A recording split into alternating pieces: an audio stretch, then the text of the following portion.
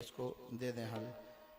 प्रार्थना है महाराज जी, यूट्यूब पर एक वायरल हो रहा है, श्री भागवत की प्रवक्ता जया किशोर जी ने जो देवियों के ऊपर एक लांछन लगाया है कि रजस्वला होने पर भी माताएं अशुद्ध नहीं होती हैं। हम इतने बड़े विद्वान तो नहीं हैं और हम तो एक साधारण बाबा जी हैं, लेकिन अपनी बुद्धि से इसका समाधान करते हैं। देखो भाई, इंद्र को ब्रह्म हत्या लगी थी, भागवत की कथा है। जब वृत्रासुर का वध हुआ तो वृत्र ब्राह्मण था और इंद्र को ब्रह्म हत्या लगी, इंद्र का सारा शरीर काला पड़ गया। ऋषियों ने मीटिंग की कि इंद्र जाओ तुम ब्रह्म हत्या दूर करो।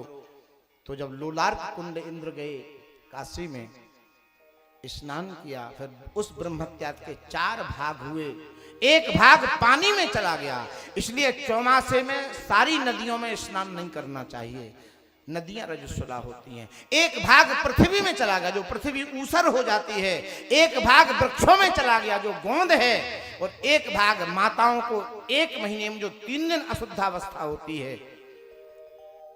अब जया किशोरी अपनी माता, मामी, दादी, माता, ताई से पूछ लें, वो स्वयं बता देंगी। ये इतनी बड़ी विद्वान हो गई कि स्त्रियां और प्रमाण दे रही हैं कि महाभारत में इन लोगों ने वितंडावाद बनाया है कि भगवती द्रौपदी रजस्वला नहीं थी।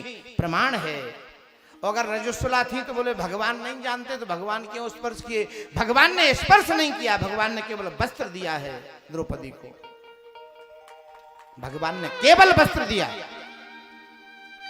स्पर्श नहीं किया। अगर और सुनो तो ईश्वर हैं जो गर्भ में जा सकते हैं, उनके स्पर्श में क्या दोष है? रजस्वला स्त्री को पति स्पर्श कर सकता है केवल, लेकिन भोग नहीं। तो भगवान तो जगत पति हैं, बोलो आनंद कंद भगवान की। ये देह पति जब स्पर्श कर सकते हो तो जगत पति है। इन जया किशोर जी को होश में कथा कहे, यद्यपि तो मैं खंडन करता हूं कि भारतवर्ष में देवियों को भागवत की कथा नहीं कहनी चाहिए। ऐसा ही अनर्थ होगा बिल्कुल, जैसा ये जया किशोरी कर रही है। ये अनर्थ है। शास्त्र की किसी भी कथा को देवी कह सकती है, अधिकार है, लेकिन भागवत की कथा, क्योंकि भागवत उपनिषद समाधि भाषा है, उस ग्रंथ को उस नंगे परमहंस ने कहा जिसके बदन पर लंगोटी नहीं है। तो तुम रजस्वला की व्याख्या ऐसे कर रही हो कि रजस्वला एक साइंस का इसमें हो। अरे भाई, साइंस हम मानते हैं, लेकिन रजस्वला में साइंस कहां है?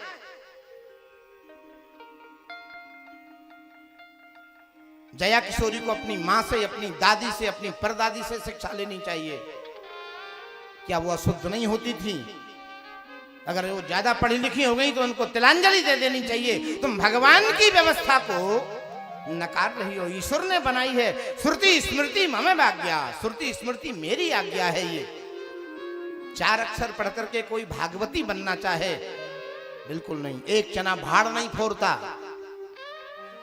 जया किशोर जी को थोड़ा सा अपने आप में मर्यादा में रह करके भारतीय संविधान को, भारतीय धर्म ग्रंथों की रक्षा को सुरक्षित रखना चाहिए। अगर जिस विषय में उनका प्रवेश नहीं, उसमें बिल्कुल मौन हो जाना चाहिए। नहीं तो मूर्ख के 6 लक्षण हैं। मूर्खस्य खट चिन्हानि, गर्वी दुर्जनम तथा अतिवादी अति क्रोधी परनिंदा स्वयं स्तुति।